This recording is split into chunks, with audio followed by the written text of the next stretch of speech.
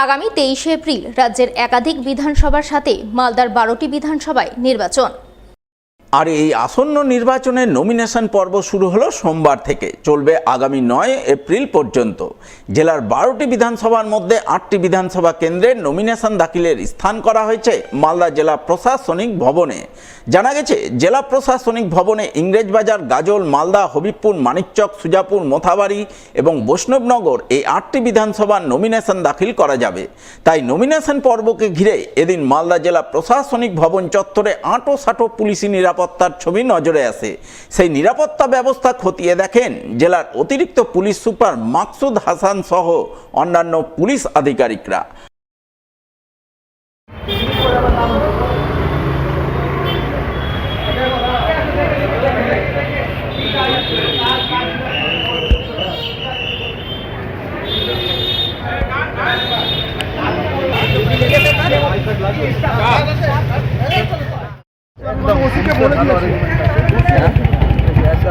Sir, গেটগুলোতে কি instruction দিলেন?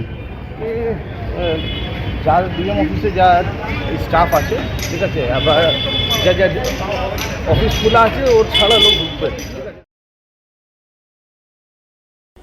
মালদায় ঘটল চাঞ্চল্যকর ঘটনা।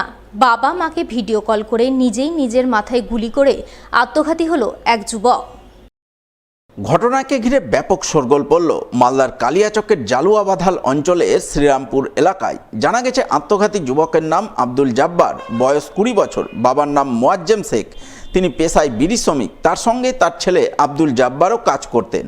পরিবারের দাবি, রবিবার রাতে জাব্বার বাড়ি থেকে 500 মিটার দূরে এক ফাঁকা মাঠে দাঁড়িয়ে নিজের মাথায় নিজেই আগ্নেয়াস্ত্র ঠেকিয়ে ভিডিও কল করে।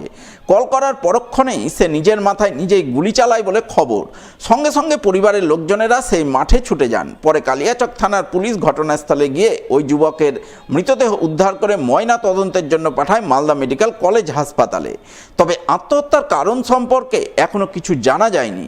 এছাড়া আত্মঘাতী যুবক আগ্নেয়াস্ত্র কোথায় পেল সেই ব্যাপারেও কিছু তথ্য মেলেনি। তাই গোটা ঘটনা খতিয়ে দেখতে পুলিশ তদন্ত শুরু করেছে বলে জানা গেছে। খবর পাওয়ার সঙ্গে সঙ্গে বুঝতে পারলাম কি ওদের মা বাবাকে ভিডিও করে কথা বলেছে। ভিডিও করে কথা বলে বলছে আমার ক্ষমা করে দাও। তারপর আর কোনো কিছু জানা নেই আমাদের। তারপরে কি দিয়ে আত্মহত্যা করলো? ওই আর্মস নিয়ে আত্মহত্যা করেছে। নিজে গুলি চালিয়েছে? নিজে গুলি করেছে। কোথায়? মাঠে, শ্রীরামপুরের মাঠ, যেটা সতপুরা মাঠ বলে। বাড়ি থেকে কত দূরে? বাড়ি থেকে এমনি যদি ঘুরে যায় তো 1 কিলোমিটার, যদি নদী পার হয়ে যায় তো 400 মিটার। নদীর ধারে রাস্তা আছে। কোনো কারণ বোঝা যায়নি? কোনো কারণ বুঝতে পারিনি। পুলিশ গিয়েছিল? হ্যাঁ, পুলিশ গিয়েছিল। দাদা, আমার সঠিক জানা ছিল না। ও বাড়িতে মানে কেমন কি ফ্যামিলির সঙ্গে কিছু হলো না কার সঙ্গে কিছু হলো সেটাও আমার জানা নেই।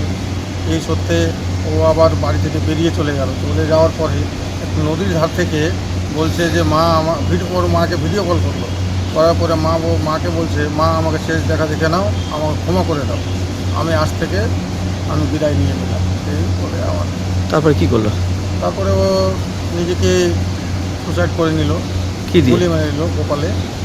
মাথায় গুলি? মাথায় গুলি নিজেই? নিজে। তারপরে কীভাবে জানতে পারলেন? এভাবে আমরা গুলির শব্দ শুনে আমরা গ্রামবাসী সবাই মিলে গিয়ে দেখছি পড়ে আছে।